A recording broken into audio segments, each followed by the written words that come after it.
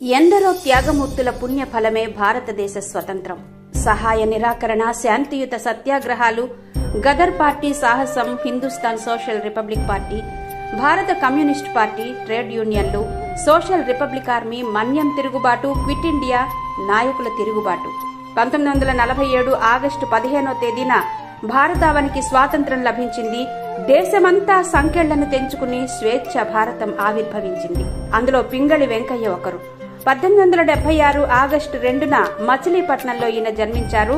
స్వాతంత్ర సమర యోధుడిగా, భారతదేశ జాతీయ పతాక రూపకర్తగా గుర్తింపు పొందారు.